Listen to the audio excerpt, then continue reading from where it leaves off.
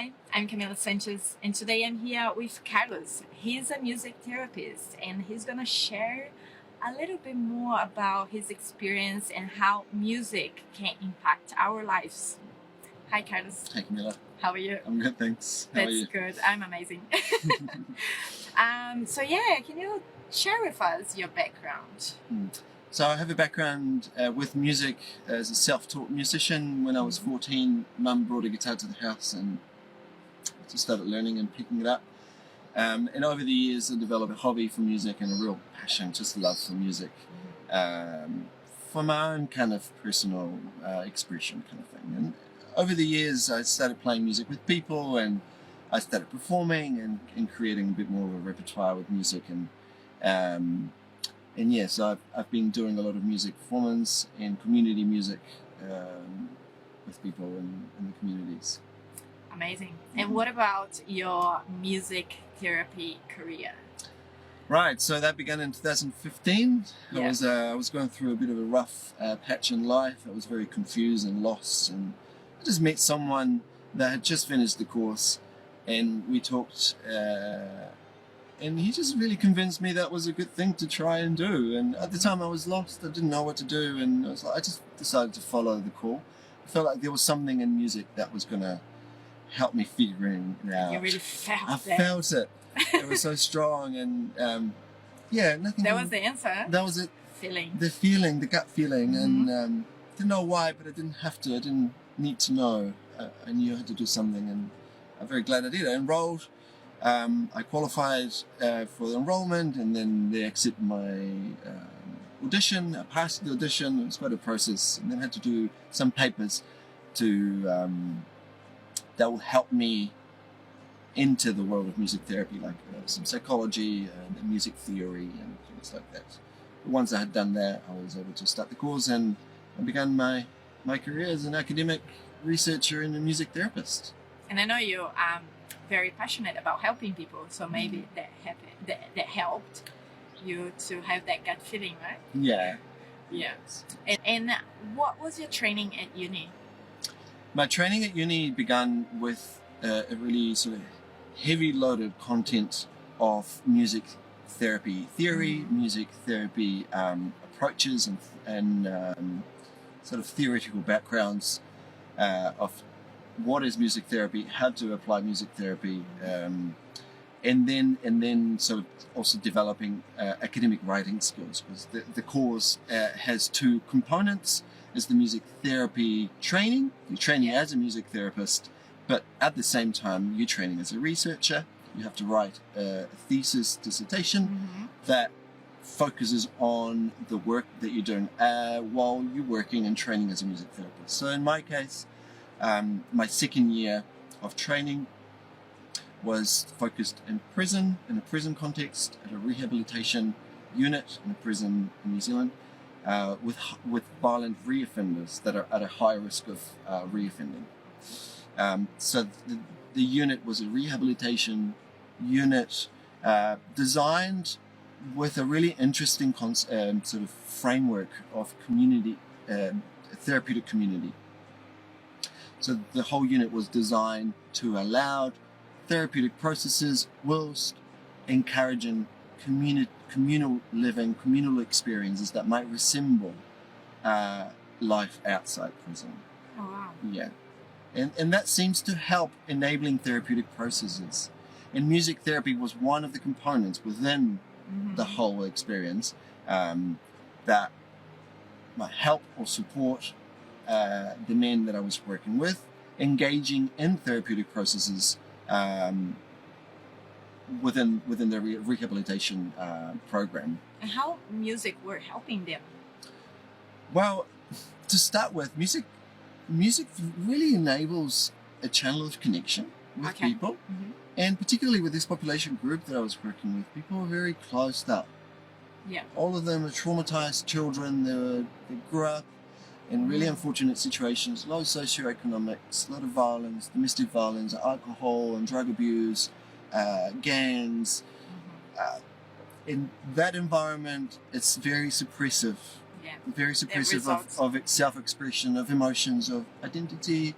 So the men that I was working with really were drawn, big shields in front of them. And I found that music really enables that kind of level of connection that maybe talk therapy might be a bit challenging for them to get in there. And for them even to express and convey concepts that might be a little bit strange or rare for them. Even emotions, because it has been so blocked from them for so long. The music is more natural. They feel good. They can express better, and nervous system is more relaxed. Maybe. Yeah, that's amazing. And what's your clients now? Who are you helping? Right. So at the moment, I finished my placement at the prison, wrote my thesis, published, graduated, and then I started working in mental health. Awesome. And at psychiatric hospitals. So it's still the kind of similar context where people are somehow, well, they're detained, they're not allowed to leave because they're mentally unwell, in an acute setting. So they come to the hospital, and it's a hospital setting, so there's beds, and people stay there for a week, 2 weeks, a month, 2 months, a year, for as long as they need until they can come back to a manageable level of well-being, of mental well-being. And what do you do with them? Do you start playing guitar or singing? I do all sorts of different things. So if I run a group session, because it's a hospital setting, people tend to be quite withdrawn, and in their own kind of world, and they all have different mental illnesses, different backgrounds. Some of them have combination of mental illness. Some of them have different things going on for them. So my primary goal is to arrive and set up a session, an environment where everyone's welcome to join, and I facilitate a musical experience that enables connection, a bit of self-expression through music that is meaningful to people. So I ask lots of questions. I want to know what is meaningful to them musically, and then I'll choose something to do, something musical that they can do. Okay. Whether it's very simple so they or can not. sing as well. They can Oh yes. Oh wow. It's very interactive. It has to be. It's not like I play music for people and people heal. Just listen. No, that's called receptive music therapy. Is a technique of music therapy that it's beneficial when people are unable to engage, or whether they're too unwell to do anything, or whether they have a limitation that is preventing them from engaging in music. And then I might do something for them musically. But generally speaking, it's a facilitated musical engagement that has a therapeutic intent. So hopefully I'll know why they need therapy, and I'll tailor a session with activities, musical activities that they will engage in, and to create meaning, to create connection, to create a little bit of challenge, to create a bit of discussion. And you need that talent to actually read your client and go slow, know how to start the therapy, because maybe you can't really go straight away, and that's amazing. That's a talent. Yeah, well, you need to know how to read. You need to know how to. I think that's a skill of a therapist, being able to know what are the needs of the client, and how to start and the then process. What to do in order to support the needs of the clients. It's not about fulfilling my own needs; it's about fulfilling the needs of them. And I will ask questions, and I'll try to find out what is it they need, and maybe finding out what I could do to help them. Okay. Yeah, and then sometimes during the session I might give them some advice, some tools, some things for them to do outside therapy that might enable further therapeutic processes. And you don't need to do music therapy with the music therapist all the time. Yeah. You can do a lot of things for yourself in your own time, and I do make sure that I put a lot of effort into providing a bit of awareness and knowledge for people to take things home with them and keep practicing. So music therapy would be also another tool. For example, for me, if I feel, that I have some blockage, that I feel that I need to express myself more, or I'm not feeling well, I'm a little bit stressed, I have anxiety or depression or something, music therapy could help me. I could, maybe music therapy, that it's more my way because I feel more natural. I could express myself more. I would feel more comfortable. Yeah. So that would be another tool. Yeah. So there's a website called Music Therapy New Zealand. There's a list of all music therapists, of registered music therapists per region in the country. And that might be a good place to start. If you don't know much about music therapy, or if you'd like to talk to a music therapist, to learn more about it, about ways of how we can help people with, then that's a good place to start. You can go and look it up, and there's a profile for music therapists. We all have sort of different areas of work. Some people work in special needs education, some people focused on dementia care, some people work in mental health like myself. There's different areas of work. Neurological music therapy is another branch. Community music therapy is another branch. The music therapy tree is large and has lots of branches, and each one of those branches sort of focuses on different areas of well-being. Amazing. And what's your opinion about what we are listening constantly? Should we be more aware? Absolutely. It was one of the findings in my research. So I was working with mostly gangsters, and there's a lot of gangster rap. It's a genre of music that they like to listen. There's something there that made me question why and what need is that fulfilling, and is that reinforcing something, right? So if you listen to something repetitively, that message will be repeated in your mind, and perhaps some emotions will be repeatedly stimulated because your body is responding to that stimulation. Yeah, so if you feel like you're stuck in a loop and you're listening to that kind of same music and you want to change it, try changing the music you listen to. Maybe if you're really, really sad and depressed, and it's good to validate emotions, it's good to feel them. But if you get to a point where things are getting a little bit stuck, maybe changing some things, like the music you listen to, might help changing your life. Your thoughts?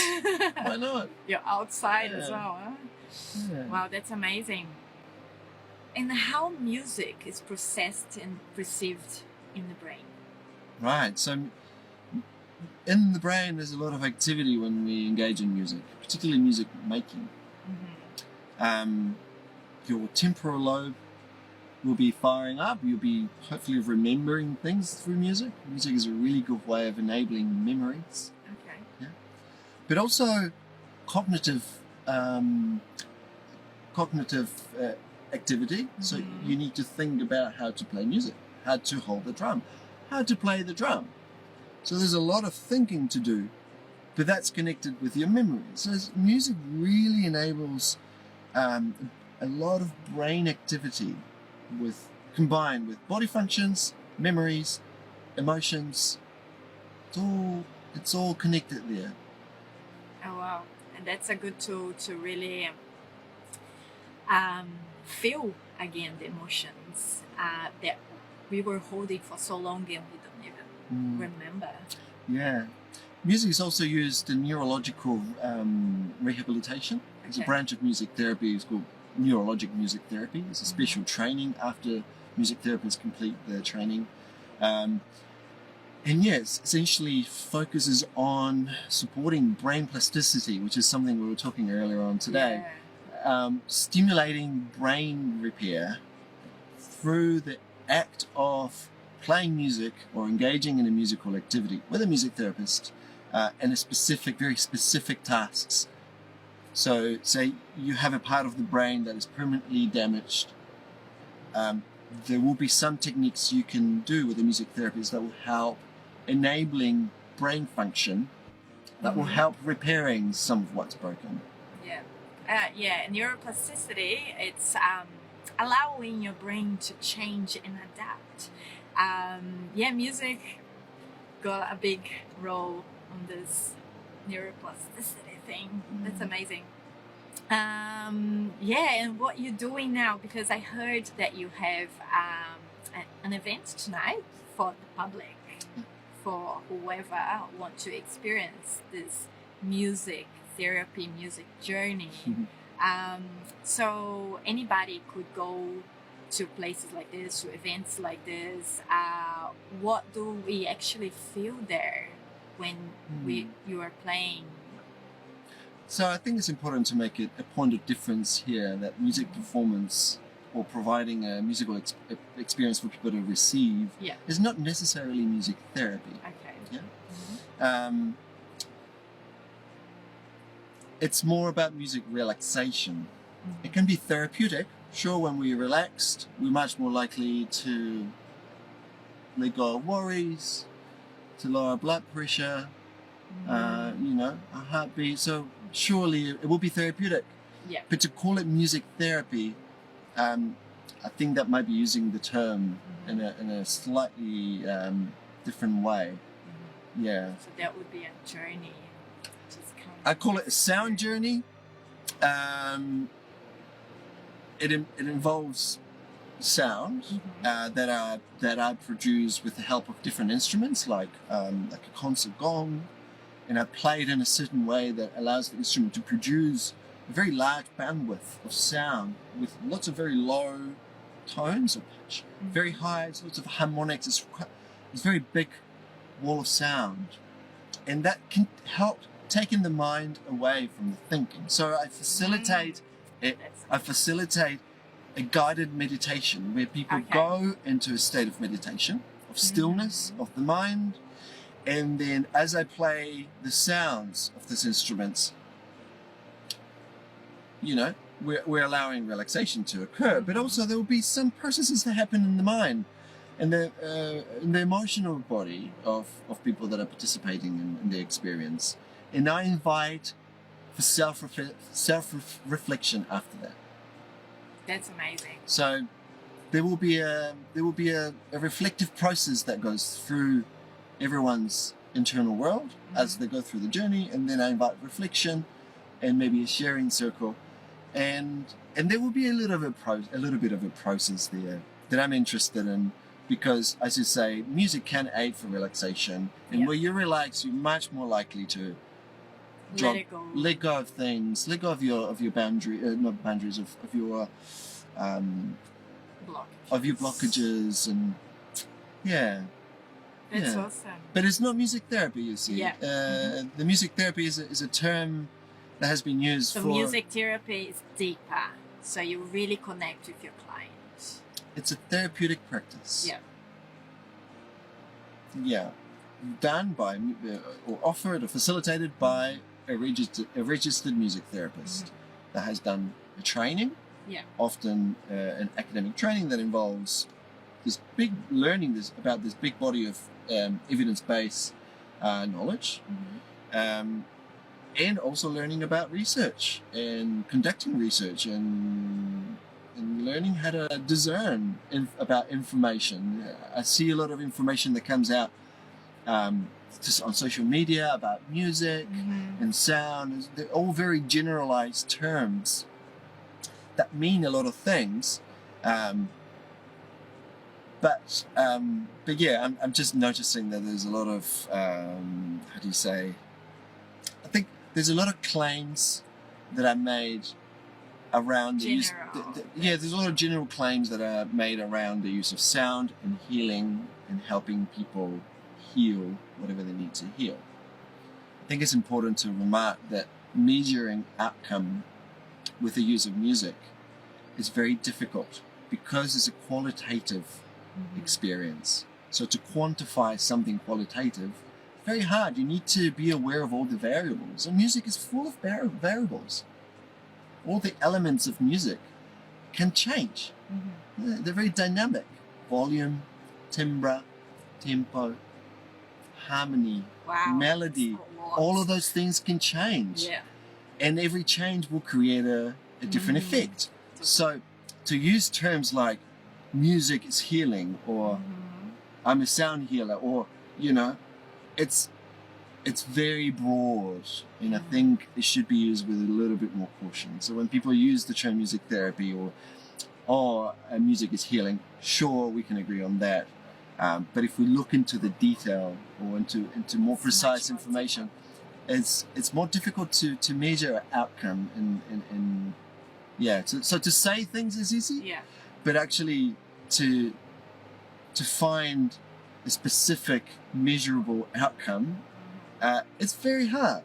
Yeah, it's a lot going on about healing, right? I'm a healer. I do this. I do, but I think we do need professionals that really know the details, like you say, because it can cause some serious effects. Yeah, that's right. And also professionals that have awareness of ethics, of work ethics, of research ethics. You know, the word ethic is really important here. Yeah. Because it allows for safety. It's easy enough to create an experience for someone to open up and have a release, you know, of something, you know, maybe a suppressed emotion or some trauma or something that is really stuck inside. You do something that happens to liberate, and that's amazing. And music can do that, and a facilitator can help someone have that experience. But to hold a container for what happens after, for integration, to help following up, to help to understand what happens for someone that is having a traumatic release. If you don't have those tools, the tools of a therapist or a clinician, then you're potentially creating possibly more problems. Yeah. That's very interesting. You need to follow up. Because a lot of people that look for therapists, they don't have the tools, because if they are looking for therapists, it's because they need help and they don't have the tools, and they need a real professional to follow up as well. Otherwise, as you say, it can create more problems. Yeah, that's amazing. I'm very happy to know and understand more about it, and be able to share this information. It's a lot of natural medicine, like music, and as you said, we can do that to ourselves, listening to good music that have good repetition in our subconsciousness, because it goes in our subconsciousness. And I'm very glad that you went to this path, and you really love helping people, and I'm happy doing this. Thank you so much for all you're doing, and I look forward to go tonight and experience this music journey and feel and go deep within myself. that's right. Thank you so much, and I see you later. Okay.